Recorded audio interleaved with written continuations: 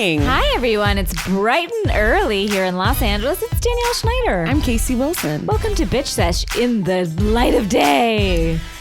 Guys, What a week. What a week. Time. What a week. Guys, it's been a week, and we're all living here and now, and it's... What a fucking week. What a week. So it's not to drag us down and... No, this is a podcast meant to uplift. Yeah, so we're going to lift instead of talk about reality. We'll talk about reality TV. Exactly, because we simply can't face the reality of the world, but I'm happy to face head on the reality of some angry women living in some various cities in the U.S. that get drunk and yell at each other. Danielle, in life... We've all made mistakes. You've made mistakes. So many. I know, for sure. I've made a ton of mistakes. And Bravo's made mistakes. Everyone's to blame. Everyone is sorry. And yet you pointed out something has happened, which is that a ship has been righted. Yes. And the thing about a mistake is you get an opportunity to then try to do better. Yes, you do. Oprah says something about that, and I can't remember. When you know better, you do better. Okay, yes. So it's basically my vanity plate on right. Everything I say is like a version of Oprah, mixing it. It's like God will keep challenging you with the same better, know better, do better. Yeah, and also Chopra. When someone shows you who they are, give them a cake or I won't get it quite right. Just get it a little bit wrong. A lot to say about O Magazine, but let's put it to the side. Okay. For now, Adam Glassman should be fired. Okay, that's a one percenter. Wow. One percenter, but that's the person that does Oprah's curating for clothes. Mm-hmm. I know women are older, but they don't have to look like garbage. No, they don't. That's over there. What I want to say, Danielle, is Bravo made a bit of a mistake last year with a little show called Real Housewives of Dallas. Yes, we watched a few episodes, as we do. We give everybody their due. We give everybody their time in the sun, and then we walk away. None of the foreign cities, but no. Well, I did, again, I had opinions about those, and I let those be known. But Bravo, Dallas was a misstep last year. There were some interesting characters. Elements were there, but it was hard to see them. It was hard to find them. Uh-huh. Dallas premiered this week, and we're going to get to it, but we decided, let's dip back in. Let's just see. As we always do. Let's see where we're at. Mm-hmm. Oh my God, we're somewhere. Wow, we finally have something we can get our hands on. It's giving me such a lift. It's giving me a tingle. Mm-hmm. It's giving me a tickle. It's I laughed. So fun. I'm interested. A real life friendship falling apart. 2 new socialites, people who actually have money. Mm-hmm. No more of this condo rental shit. Yeah, opinions that I need to hear that are of no substance. Women who are actually real housewives. Yeah. And that's a standard that, we're falling down on standards all over the place. But there's some characters now on Real Housewives of Dallas that are living up to the good name of the show. Yes, finally. It's been hard. It's been tough. We're making do with people who are just we're trying to call someone a housewife who just isn't one. We have people in OC, like a Lydia or a Peggy, that we're trying to get our heads around and our hearts around. Yeah, and we can't. We're coming up short, and it's been all of this is to say, guys, we will be following Dallas. Yes. And it deserves our attention. Things have happened. They've righted wrongs. That one woman whose husband was a failed country singer is out. Oh, thank God. She was a I didn't know how much she was dragging us down. And now we have women with names like Cameron with a K, Deandra,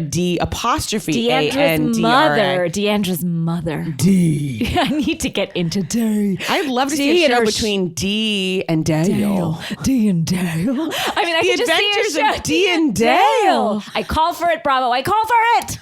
Oh, what I would give. We're given life by Dallas, and we're going to get to it, but I just want to, if you want to pause and go and get it and watch it. We don't want to give any spoilers, so just get your eyes on it and then come back to us. Take a debrief.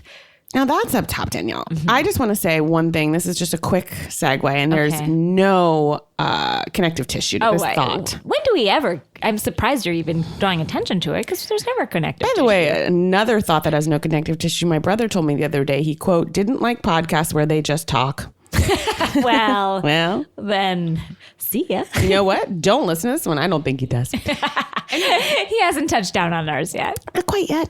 But I'm sure Fletcher, Well, my father had an opinion. Yes. My dad, listens to every single one of our podcasts, yet has never seen an episode of The Real Housewives. So again, it's like listening to people speak a foreign language, but he's enjoying it. Yeah. He said to me after last week's episode, he calls me, he's like, Danielle, who is the housewife who died?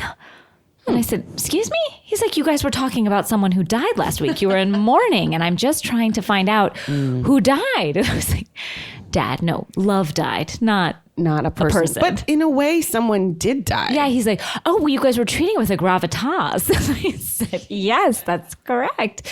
So he was right and he was wrong. Yeah, so it was an observation. He called me in a frenzy. Who died? I love Are they okay? Upset that someone died and yet has no idea. No idea. And he was like, and then when I told him the truth, no, their marriage. Well, how long were they married?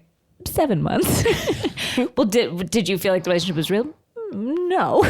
So you knew they were gonna. Yes, break he's up. like, okay. He's just trying to get his head around my way of thinking, and I still think he's confused. He's like, but I sent you to college. Yes, that's correct. That is correct. Yeah, I taught you better. Well, I hope your dad isn't too shocked to find out, Jim, that another relationship has died this week, just while we're here. Okay, what? Carol and Adam. Yes. And now we don't have a ton of info. What we have is that Carol stopped following Adam on Instagram. Mm-hmm. Now, to me, that, then some news sources I'm putting in quotes, you can't see me, are saying like, that doesn't mean anything. It does. Because I have so many exes and ex-boyfriends and people I've slept with littering my feed that I follow. Because to me, that's like the ultimate slap. Mm-hmm. I'm following people that they've cheated on me. I've cheated on them. Like things have gone down, and yet still, I want to know, what are they doing on Tuesday? What did they have for dinner? And also, you want to let them know that like you are unbothered. So you are unbothered by their presence. You are not hurt by them. You're trying to hold at least some self-esteem up there to say, I still follow you because I don't care enough to unfollow you. Whatever the reason, it's so loaded to unfollow someone. And I always felt Carol and Adam's thing was like, hey, we're together today. We might not be tomorrow. And if we break up, no skin off our back. Yeah, if we break up, we're still going to end as lovers and friends. Exactly. Like no one's and going, I feel like Carol will still be trolling REI with Adam's parents. If in fact she might start dating his dad, and it will all be fine. Exactly. I felt it was like an inevitable falling out that we were all completely comfortable with. Yeah, and we wouldn't even Adam's notice highlights growing out. We wouldn't even notice. We'd still see pictures of sexy salads and be fine with it. Baby will be fine. Yes, that couch will still be torn asunder. I feel like that couch is on the fucking curb and something went down, and I think Adam has gotten out there. What do you mean? Well, of course, we heard from a couple viewers that maybe he's on Bumble, this, that, and the other. Mm-hmm. And I just think something turned sour. Well, it's an aggressive act. Like that couch someone. was like the picture of Dorian Gray of their relationship. You know how in the picture of Dorian Gray, I don't, but you do reference this a lot. Yes, well, it's a classic. But basically, this man, and again, it's been a year since I read / saw it, so I don't even know all the details, but it's a picture that while this man stays young and beautiful forever, this picture of him in his attic, I believe, grows old and nasty and sour and disgusting. Oh, so it's almost like the canary in the coal mine of fuzzy on that as well. That means like it's the canary in the coal mine lets you know that the canary dies in the coal mine. There's some gas leaking. Get out. Right. So basically, that couch being slowly disgusting and like falling apart, like that's the relationship. On the Even outside, what they we look were pretty. Seeing is her in harem pants and high tops, and he, with highlights and riding a bike through the city with her on the handlebars. The reality is that and couch. that fun staircase with like no rail. Yeah, but that rail is the third rail. That no rail is the third rail of the relationship. They're going to fall off that stairwell. It's very symbolic what's going on here. Wow. So Adam and Carol, R.I.P. Mm-hmm. R.I.P. and REI. Sorry, everybody. I like it. Sorry. Thank you, Casey. Wow. So what's going on with you this week? Well, the only thing that's going on with me is I'm about to have a baby. Yes, you are. Mm-hmm. Any Although minute. I'm 4 weeks away. It still feels like a million years. As everyone knows, I hate being pregnant. Mm-hmm. It's an existential crisis. I feel trapped in a cage. Your body being the cage. A caged animal.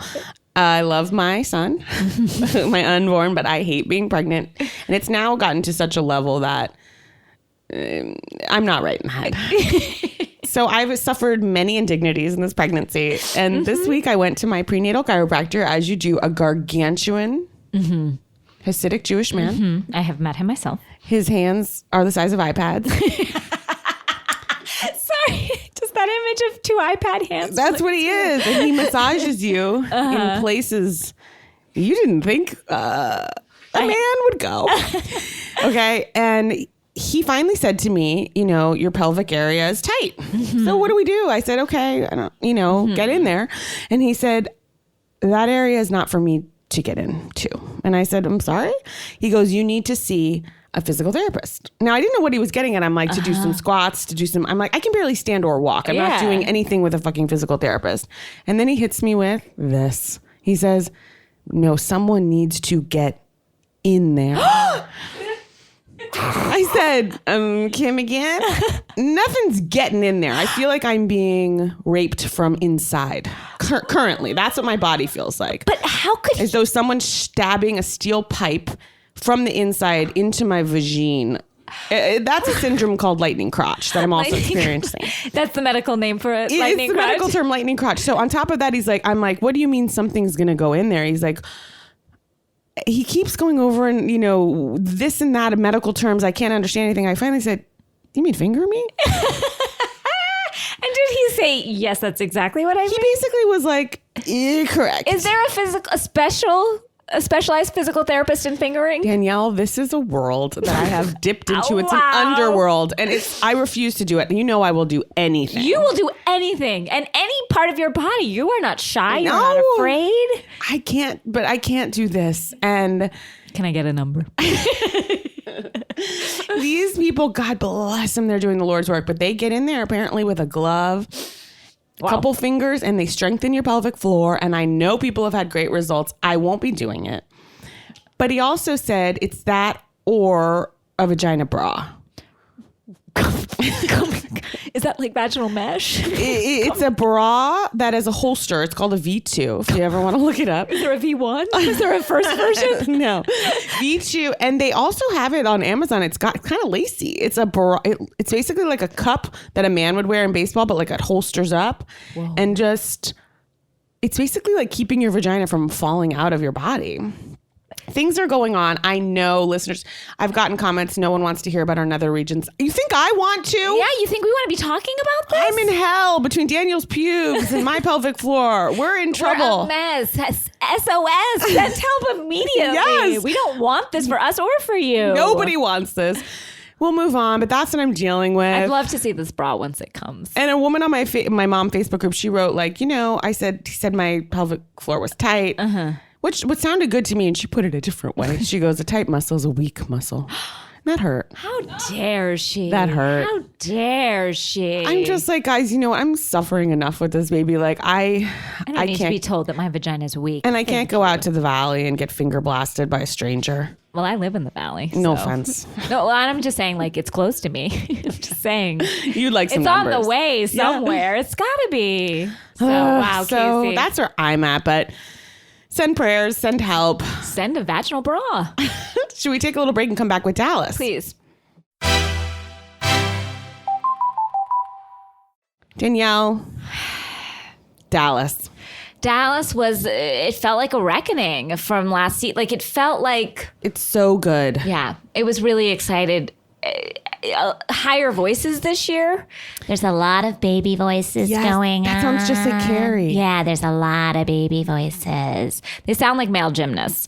And I say that with a compliment. Like, just no one dropping into their full womanhood. But, except Leanne. Yeah. Well, Leanne is there. Leanne Leanne has the potential. I'm not saying she will be. She won't. Mm-hmm. But we've got a Ramona, Vicky... matriarch on our hands. We do. She doesn't have the background, the money, she's too sweaty a little bit. And her to hair, be as someone who has dyed her hair brunette and so many times it's like becomes almost black. Yeah. It's the wrong hair color for her. Well, her and Deandra, I can't really tell them apart. Like, in a room together, it's hard to get who I'm watching. Yes. It's just a room of Deandras, kind of. Someone said in the preview for the whole season, this wasn't like a tagline, but it does describe Dallas. They said, people think we're obnoxious, and we are. And that's Dallas. That's Dallas, but it's coming into its own. I mean, there was a quote go ahead. that I sent to you, Casey, yesterday, which was simply from a woman named Cameron. With a K. With a K, that just said, I'm starting my own dog food line. I mean, how gross would it be to eat brown food every day? Gross. And then she follows it up by saying, life's too short for brown food. I mean, Life's that's too what short we're getting here, for guy. brown food. We got a woman starting a pink dog food line. Thank you, Bravo. We're finally back. Life is too short for brown food. And if we all can't transfer that into every facet of our life, that means Then something. that's on you. Yeah.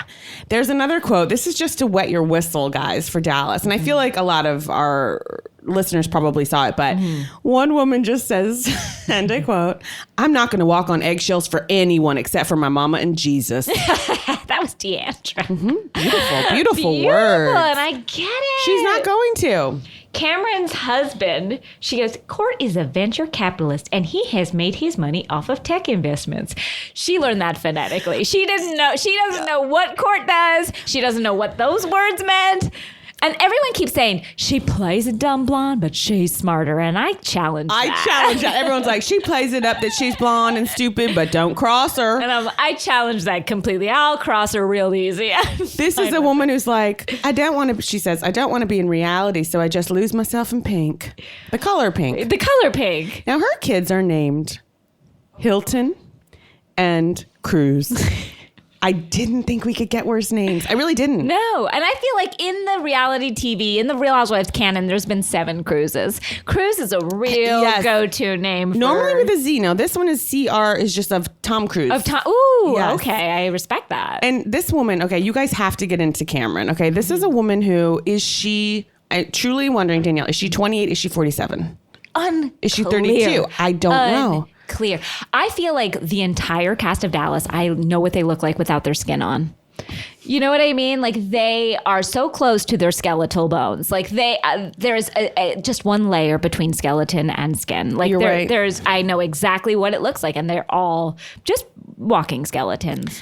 They're all so thin. Leanne has lost so much weight from even last season. All of them. So Cameron is this woman. She's 6 feet tall. She's got long blonde hair. She's a very porcelain, gorgeous woman.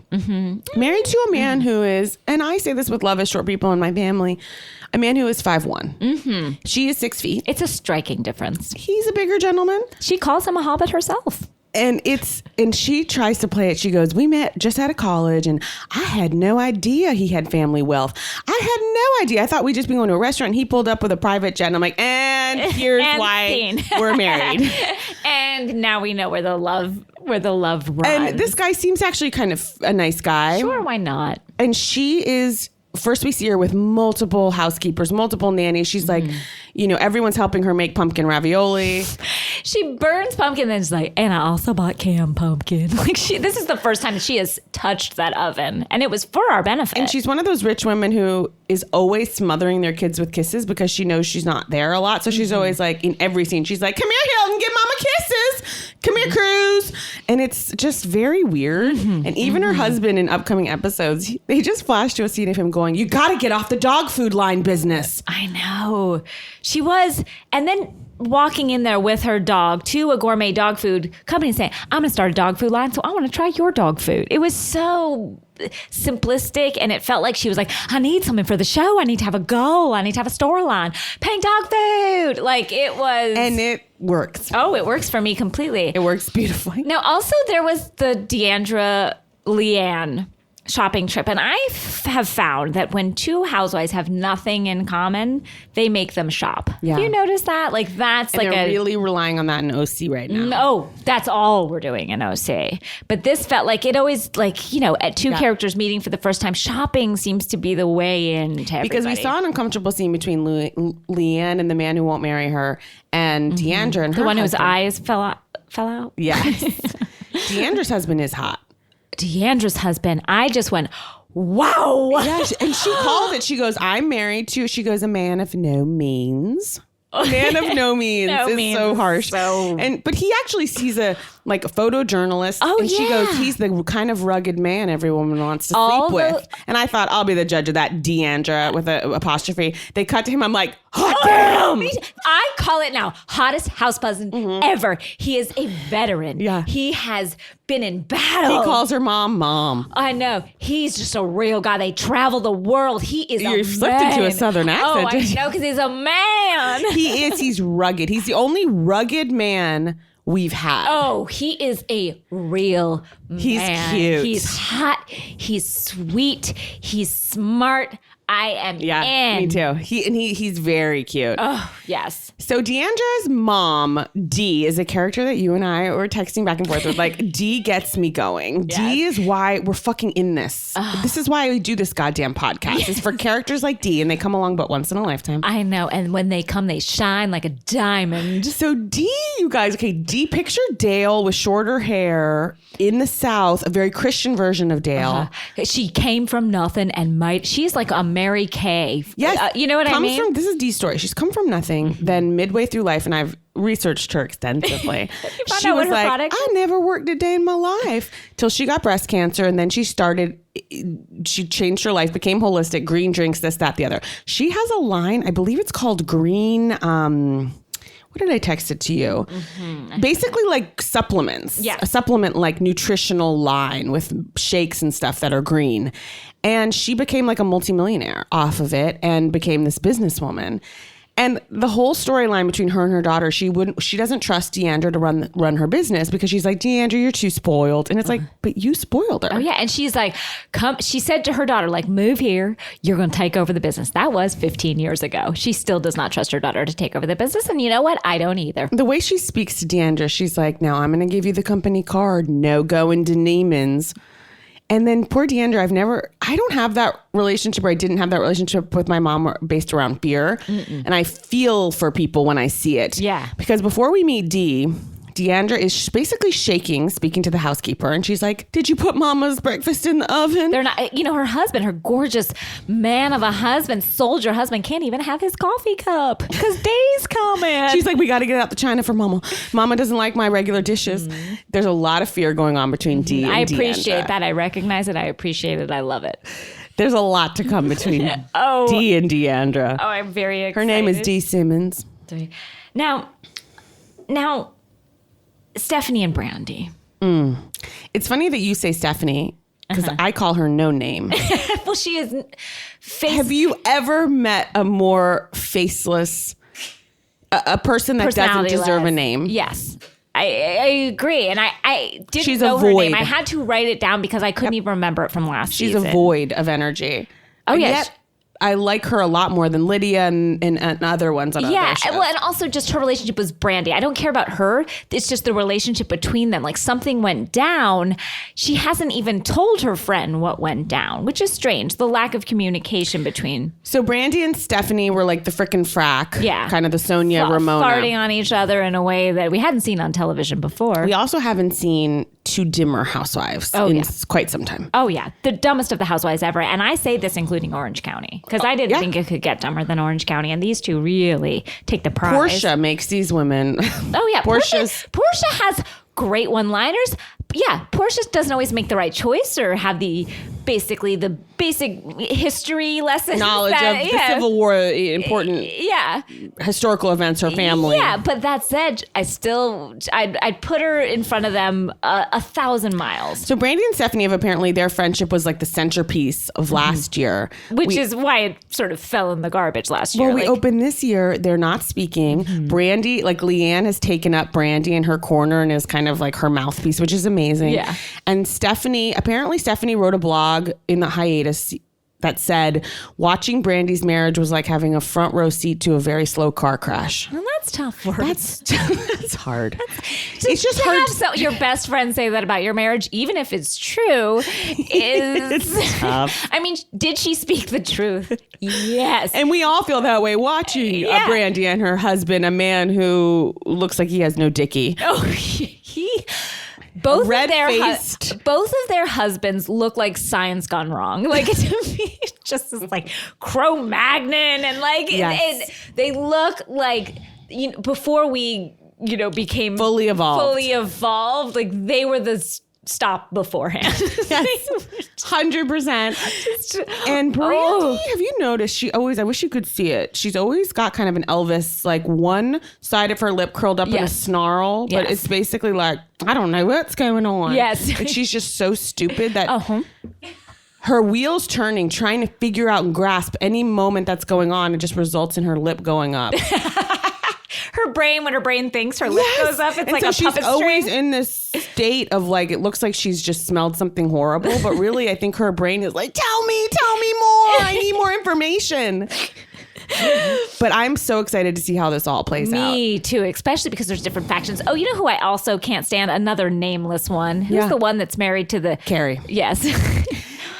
Talk about another she's loser. Such a drag. Yeah, we could get rid of her and I'd be fine. Carrie reminds me now. Carrie doesn't have the judgmental, like outwardly, the judgmentalness that Heather Dubrow had, and they're both married to plastic surgeons.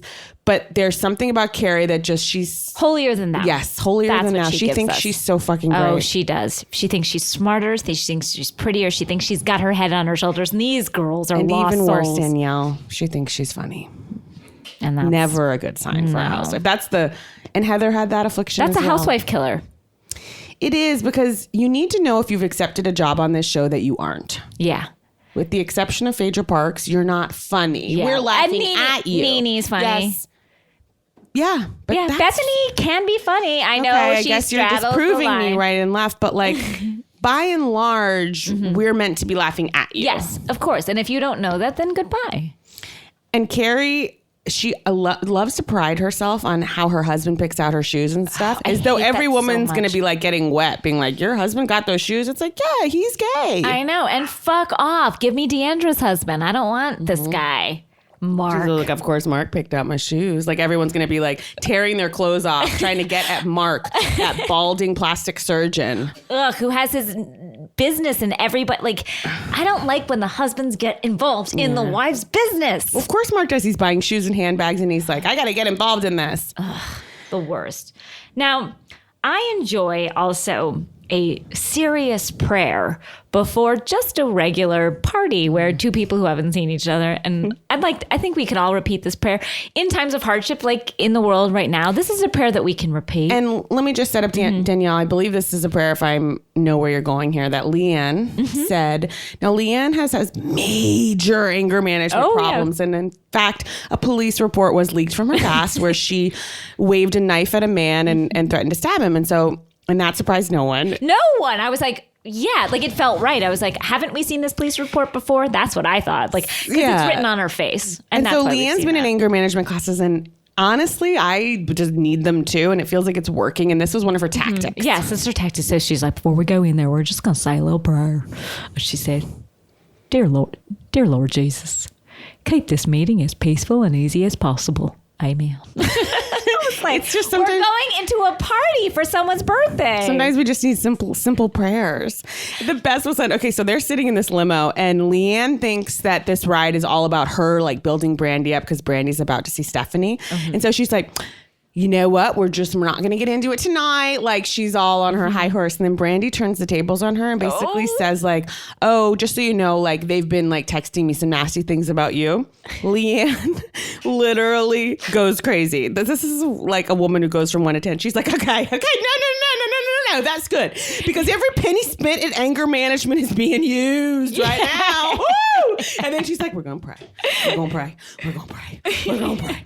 I'm like, this woman is so unhinged. Oh, she at the slightest. And then her being Brandy's mouthpiece, like, well, why don't you text us? Like when she was like, well, maybe we could just talk about, just for a second. She's like, well, why don't you just text us and we'll get back to you? Yeah, and then Stephanie's like, well, I'm talking to Brandy. I just want to see if she's available this week. And Leanne goes, that time doesn't work for her. I'm like, what's happening here? It's an amazing show. I thank God for it. Oh, wow. Okay, so get on Dallas. Yeah, get on Dallas. Oh, and also just want to another cavernous Please. housewife party, like just where you can hear a pin drop, like just a huge room with 4 people in And was it. this the party for Mark? I couldn't even I get believe it was Mark's 50th birthday, and it was empty as all get out. Yeah. Yeah. So, it's a real housewife show when you're walking into a cavernous party with no one there. Thank you, Bravo. Thank you, Dallas. A ship Thank you, Andy. been righted. A course has been righted, and it feels good. It feels like we can change, through anger management classes. It shows me that, like, hey, this doesn't have to be me. I can make changes. You can change your vagina. You can tighten. Work that muscle. No, loosen, because a tight vagina is a weak vagina. You're right. It's like I had written them off, and I'll be honest about that. Me too. I had said, we always say we're going to watch the first episode, and if it gives us something great, and it gave us something. We're gonna take another little break. We're back with New York. Wow. So Danielle, I loved that, like, as though this were an episode of something serious, or I took a picture of the statement, like a Law and Order. Yeah, it was like glunk glunk. This was filmed 3 weeks before Luann filed from divorce from Tom. It's like they knew. These are their stories. Exactly. These are their stories. Like, the following events are real. They knew we needed that, like, umbrella statement over all of it, because so much of it, of course, was about. I bet that was Andy's call too. I felt him in that statement. Yeah. I felt him, like, firing off an email, like, guys, we got to address it. Yeah. Just, and they're like, how? And he's like, you just put a statement up. Yeah. Great. Make it simple, make it clear, make it in the dark. And right up top. Yeah. And it was interesting because, if you see a movie and you know the ending, you think, well, why would I watch the whole thing? Mm-mm. But I will. Oh, I'll watch the whole movie, and I'll watch 3 parts of it. Yeah, like it didn't bother me at all that we know the fate of Luann. If anything, it made it more layered. Give it more context. Yeah. Especially, like, everything she's saying when she's like, Tom and I are happy. Oh, it gives it such a chill. You can't watch that statement and Why that's is she not digging true. her heels and nails in so much? Because it's all finally she they broke has. her down, and she's like, and that's why I stayed in a hotel last night. Yeah, that was. And no one really, like, followed up on that. It was so dark. Everyone just looked at each other as if they Now, look, maybe I'm wrong. I know I was wrong when I said I didn't think we had anything in the beginning of New York, and then we did. Mm-hmm. And I'm saying it again with OC. I don't think we have shit. Yeah, I don't think we have anything with OC. But I don't think we have a ton with this reunion because... It already happened. Yeah, like, I think they would have watch it. shown more. Of course. Well, this is never that I'm not going to watch it, Danielle. But it felt, even though things were said that were very tough, for instance, when Bethany screamed to Ramona, you're a horror show, you're an animal, it still felt light. It did, because Ramona's reaction was, I didn't like seeing myself either. I thought, as I was watching myself, is that me? I don't know if I want to be friends with myself. Like, it felt light. Everybody felt like they were dealing with themselves and doing them. And then just Sonia's statement where Dorinda's like, you trashed me in the news. And Sonia's like, no, I did trash Dorinda, but by the time she confronted me, I had already moved on. As if that was an excuse. I had moved on. Why couldn't she have? Statements like that keep it light, keep it fresh, keep it funny. I wish we had kind of talked to Claire about the fashions, I think. I know it was Leslie we talked about. The fashions. Just quickly, let's just do a rundown, okay? What's Carol wearing? This, like, maroon silk, a lot of, like, different lines on the top. Carol always fails at a reunion. She does. She doesn't Remember thrive she there. wore last year that, like, high-topped, like, blush-colored, skin-colored, long... Because she excels at doing, like, casual chic. Yes. Mm-hmm. She does. But she always tries to take a chance at a reunion with some sort of, like... off-brand, not even off-brand, but like taking a chance designer, and she can't take a chance. And I feel like, Especially if that's for I'm 3 sure it was like Alexander McQueen, but she makes it look off-brand somehow, and it makes no sense given her sense of style. She always fails at a reunion. Now, I know everybody was loving Bethany's look. I didn't, personally. Like, I'm done with her in the red. I liked her hair. Her did hair's too. really getting to a nice place. Kind of like an ombre. It felt lighter. It felt softer. I think she put some pieces in there, but that's just but that's just you. That's just me. Now, Tinsley, someone wrote me the funniest tweet. They said, prayers that Tinsley's dress did not make you go into premature labor. And we are still here. Honestly, you wish. I'm by the grace of God go I, because wow, my pelvic floor just like dropped out of my my vagina when I saw that turquoise aqua. Okay, It was giving me Gretchen Rossi vibes. You know when you go to Michael's, my son plays with these. They're like little pom poms. Have you ever seen those? They're little puffs of color. Those were decorating the neckline. And I don't mean to be rude. I know I'm going to hear about this. This is not trying to be. This is just a fact. For some reason, it was such a girly look that she managed to look very masculine. Yeah, everything she wears looks like a birthday cake at a child's party. You know what I mean? Yes, like it just looks ridiculous and frivolous, and that it was meant for a 5-year-old. She looks like a grown-up Shirley Temple. Yes, and it was like every element she got girlier and girlier and was piling on. And I know she's leaning into it because she thinks that's her signature look. But that's when she needed to do like sleek straight hair or pulled away. It's like she leaned into everything was wrong. Everything. Yeah, and it's not quite at the level of this new Cameron, who I'm sort of enjoying the ridiculousness of her. Tinsley's feels dark and it feels sad and it feels someone trying to hang on to something, not just like a crazy whimsical person. Speaking of trying to hang on, when they cut to the other couch on the right, I felt it was cramped. It felt like everybody couldn't. It was like we're one too many housewives. Oh, wow. And are we? I don't know. Luann felt cramped on there. I will wager she will not be back next year. I don't know that she will either. You heard it here first, guys. She'll pop in for sure. I weirdly think now, just looking at the reunion, that Tinsley's going to be back. I don't think she deserves She's to back be back. 1,000,000%. But I do think that they're going to keep her around because they think that there's something there. There's probably like a sad wedding proposal, like a kind of a Gretchen Rossi on the rooftop, a helicopter coming in, Slade type proposal happening that this poor man will be dragged through. Oh, yeah. Now, there was a commercial played during the Housewives that Carol and Tinsley were in. Did you catch sight of this? It was... I didn't really watch it. I just kind of touched down on it. I've seen this and as well. And it's for her new boyfriend's company is my assumption why they're on that. Oh, it's called... I think someone tweeted that at me. Yeah. But I want to believe that it's for his company, and they both are now. I hope it's that brand ambassadors. I don't know why Tinsley and Carol would be doing commercials. Mm-hmm. It's called Coupon Cabin. Do yourself a favor and check it out. The filming of it is preposterous. Yeah. It's like Carol and Tinsley like in an apartment with 1,000,000 boxes. The worst acting you've ever seen, worst writing, and worst filming.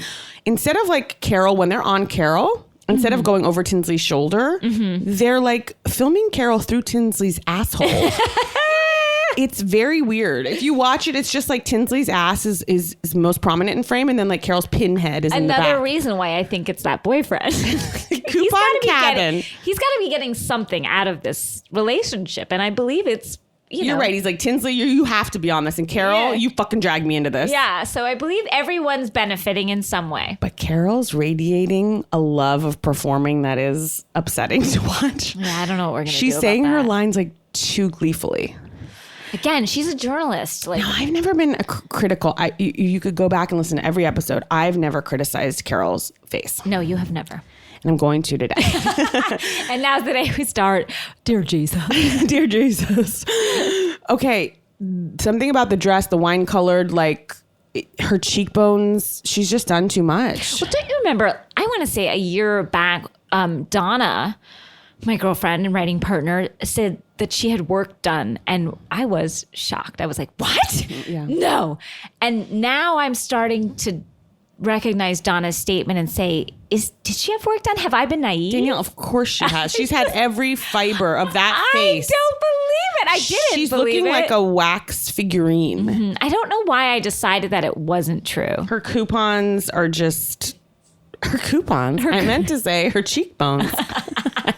Well, they have been filled with coupons. Like, that's what's her filler is, just coupons stuffed in there. It's crazy because to me, she just looks, those cheekbones are unnaturally high, and even then her lips are now too big.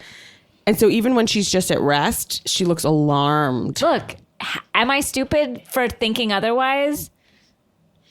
Okay, April's just presented me with some information. Our historian and researcher, April Mouton, has just come to us. Sorry to go back to Coupon Cabin, but we have something hot off the press from page 6, which says sources, of course, they're just like us. Just like us, no sources. No Sources tell us that one-time queen of the socialites, that's Tinsley, is dating And this is a new title for Scott. Coupon King Scott Kluth. Oh, that's founder and CEO, you're right, of popular money savings site Coupon Cabin. Yeah, and there we have it. And there is the true story Behind Coupon Cabin. Coupon Cabin King, Scott Kluth. Scott Kluth. Scott Kluth is the Coupon Cabin King. I mean, Dorinda's butterfly dress.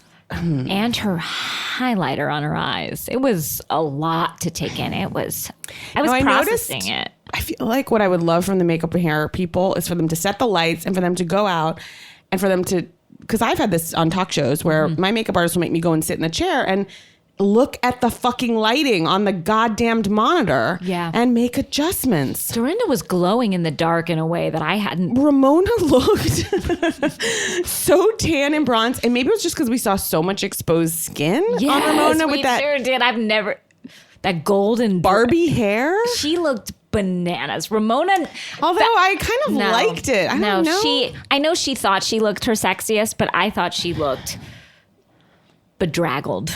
Really? Yeah, like who didn't bring it with Sonia?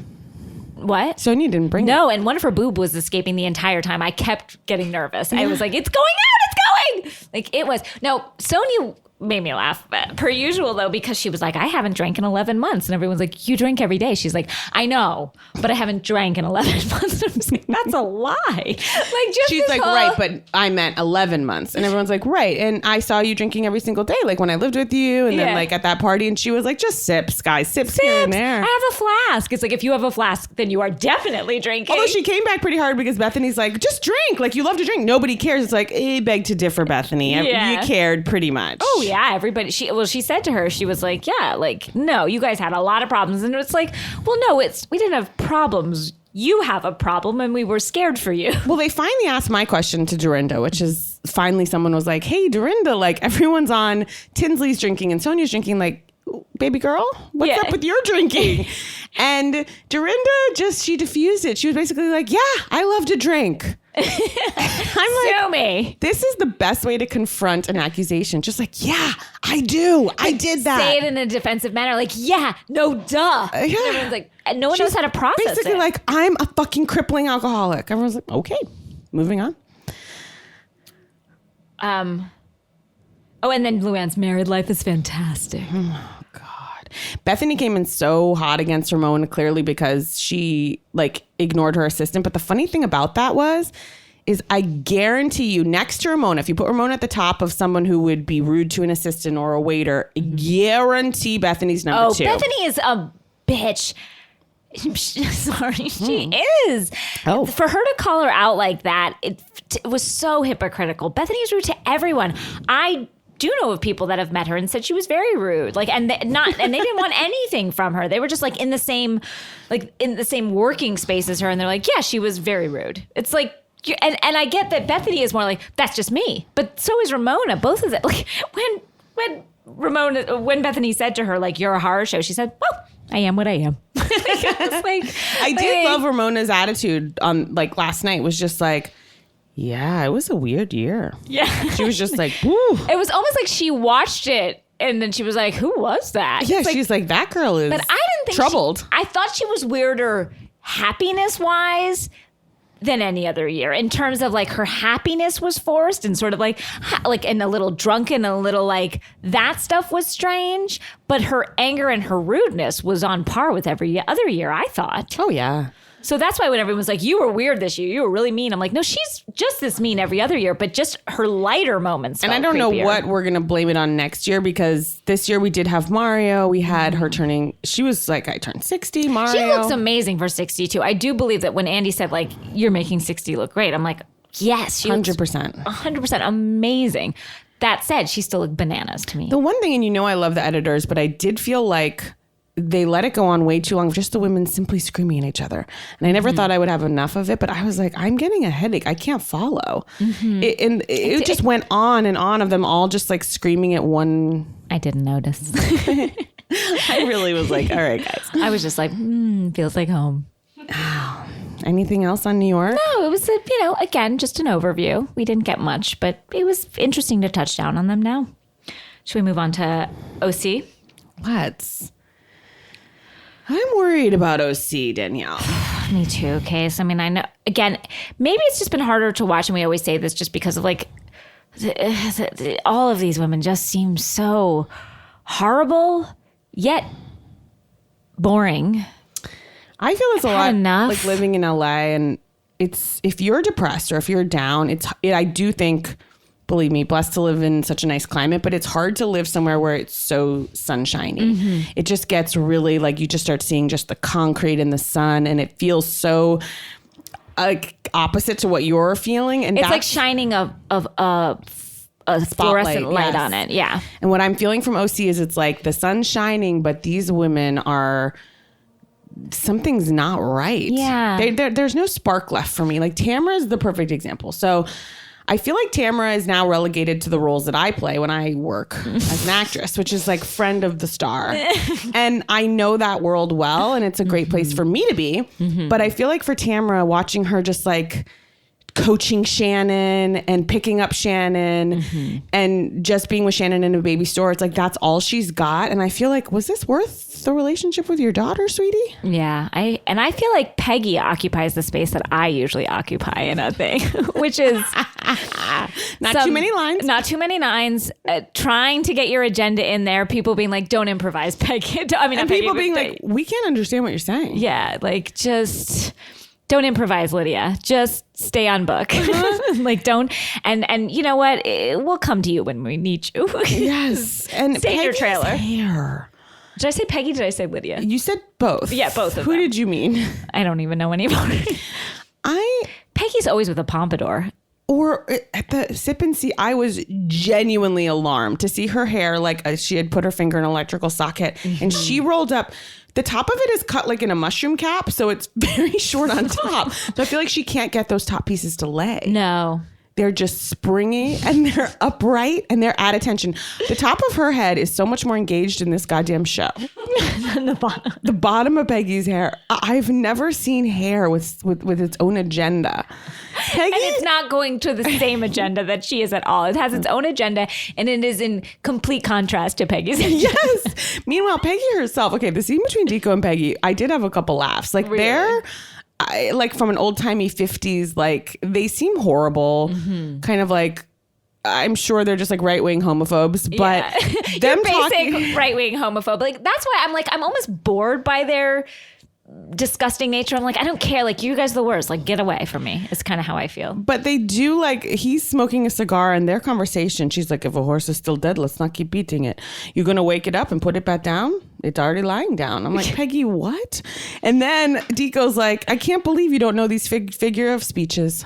Right. And I don't mean to like make, obviously, God bless anyone who knows fucking one more language. I know one language and I barely have a grasp on it. So it's not even that. It's just the two of them are so kind of they're so judgmental of other people. So it's like, okay, but it's not like you guys are killing it. It's like watching my grandparents when neither of them could hear at the end. That's what their relationship is to me. Well, for me, it was watching Peggy and Megan try and understand a joke.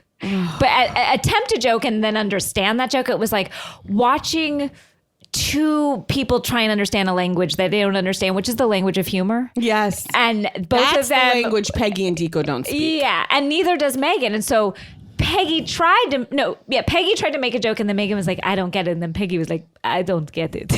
Yeah. I was like, and they're both looking at the person next to them doing that like crazy symbol, like this one's a weirdo. Yeah, but nobody understood what was going on. It was so awkward. I was like, oh, get me out of here. I know. It reminded me, one time I visited my grandfather in his nursing home, and I saw a woman that remains emblazoned in my brain. She's an amazing woman. She was wearing a nightgown, and she was at the coffee stand with her walker, and she was stirring her coffee with the end of her hairbrush. And I felt like, there's a woman, like God love her, God save her. And that's what I feel like I was watching with Deco, Peggy, and Megan. Yeah, it was just a lot of people stirring their coffee with their brush. Their hairbrush. And then she put it right back in her bag. Just like, and like, you know what? Fine with it. This is what I'm using this for, everybody. Yeah. And then there was now Lydia and her husband discussing getting shaved at a party. Ooh. That was just, that reminds me, yesterday, my husband and I walked by a parked car, and it had like a bunch of little toys in the back window. Yeah. And there was a man simply shaving with shaving cream and a bucket of water in his car. It was like, if you're going to do shaving on the go. Why not an electric razor? And it didn't look like literally shaving cream. You know what? I was shocked. But anyway, he should go to the shaving party. The opening of, what's the magazine called? Like Gentlemanly? Nobleman. Nobleman.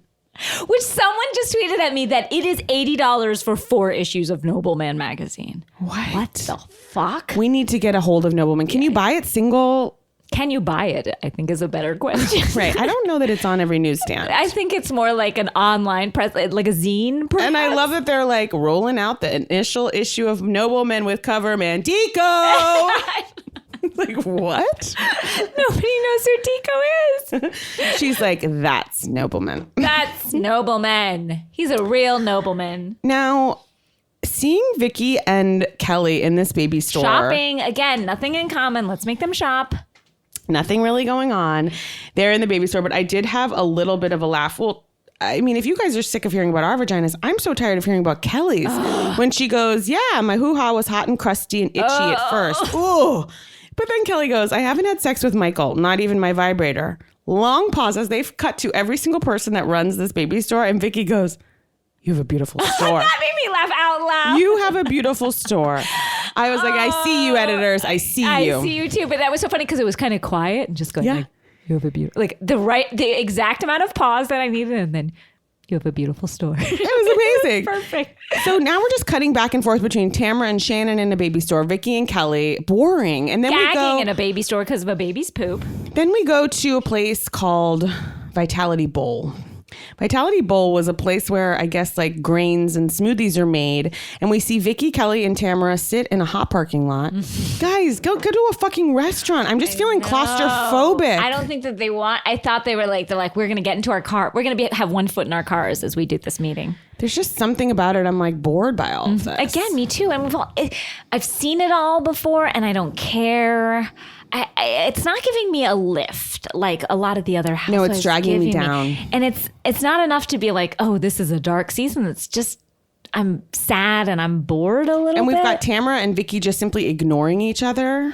I don't need that. No, at this stupid sip and see. Okay, the sip and see though, when I had my girlfriends over for my baby, you saw me. I was in sweatpants and crying and like begging you not to leave the house.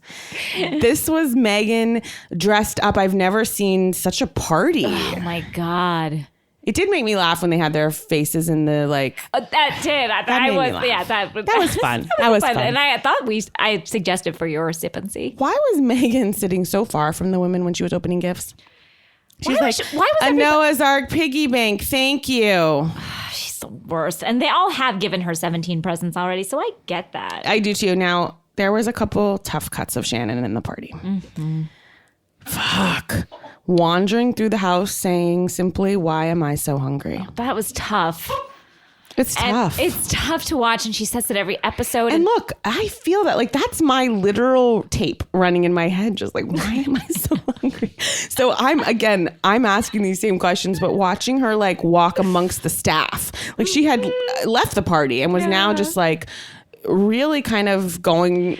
But she's so out loud about it, like, I gotta eat. Or like anytime someone was like, oh, I love this. Oh, Lydia, I think was like, I love this beautiful blue color. She's like, it's a big tent. Someone will be like, how are you? She's like, fat. Vicky made me fat. The best was when Kelly finally dropped the bomb on to Vicky that like, yeah, she's kind of blaming you for being overweight. The what? What? I was like, that's vintage Vicky. Another Shannon comment was like, David's done a lot of things, but he doesn't beat me. God.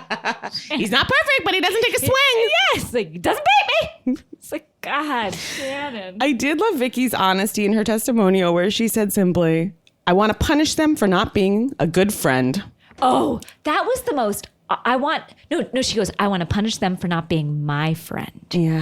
And I want that to punish to them. Me was the most telling. Naked. It was so naked. It was so bold. Because all of us have thought that before. Like, they don't like me. And most of us say, why don't they like me? And we try desperately to make them like us. And then we just kind of move on. But we never, I don't think. Maybe unconsciously, or maybe in the back of your mind, you're like, I want them to punish feel, them yeah. but we never say it to ourselves, which is like, you say, I want to punish them for being mean to me, or I want to punish them for their behavior or being terrible people, but you never say out loud. In front of cameras, I want to punish them for not being my friend. It was so like, wow. I gotta say, at least Vicky can say that. Tamara is such a mean girl. Tamara, she's just mean. She's mean. Oh, she's watching mean her as a sit snake. around and talking to. It's like, you're not Christian, lady. You're not. Cut your fucking hair. And I think you need to be off the show. I really do. And I'd like to call for her to be off the show because she's a mean girl, saying like, her watching her and Megan be like, yeah, that's why Vicky looks so haggard. I'm like, Tamara, you're mean. There's no worse crime than being mean and boring. I mean, not perhaps murder, but yeah, perhaps beyond murder. that, But there's mean just and something boring. about calling, I don't know, in this world. She's like, always been mean. attacking the other woman's looks. And I know that Vicky and Kelly were also attacking Shannon in her moo-moo. It was just, it's ugly. And in turn, we're attacking everybody, but Sure. still. And based on their attacks, we have started a podcast. And we're like the bottom feeders. We're the worst. We are. We're talking about them talking about other people, but still. And then we get upset if anyone talks about us. So like, it's course. all a cycle. You know, life is a circle. Vicious. Vicious. It's a circle of life. It's a vicious circle. And I'm happy to be a part of it. Me too. Thrilled. Happy to be in the food chain. But quite a week. We had high highs, low lows. A lot going on. Mm-hmm. So I'm going to stick with Dallas, Danielle. Me too. We have a couple more episodes before I go on maternity leave, and then we're going to take a little break. But then we'll be back, and we'll have a little something for you guys during the maternity leave, and we'll talk about that. But yeah. Hope everyone's doing well. Feel free to tweet us with anything. Yeah. We love hearing from you. We really do. Bye.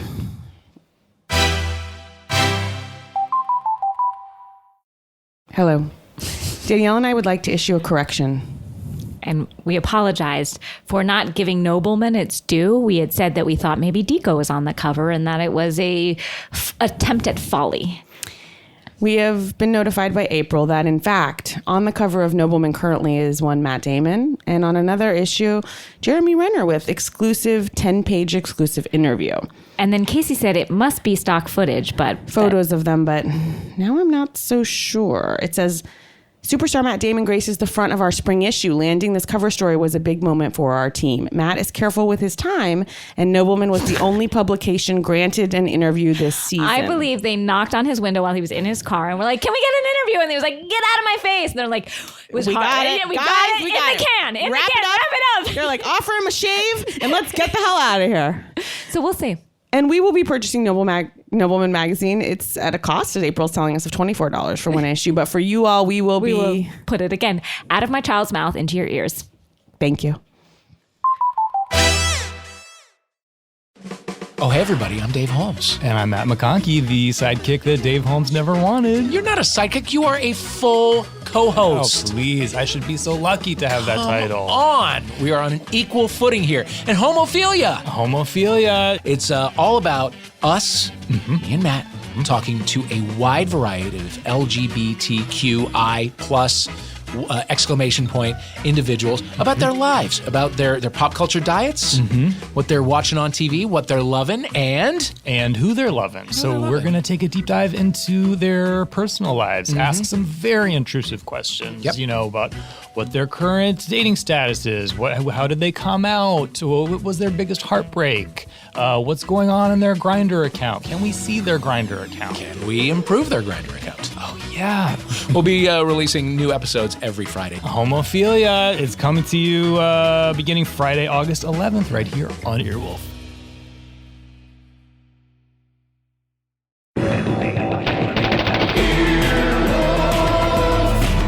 This has been an Earwolf production, executive produced by Scott Ackerman, Chris Bannon, and Colin Anderson. For more information and content, visit earwolf.com.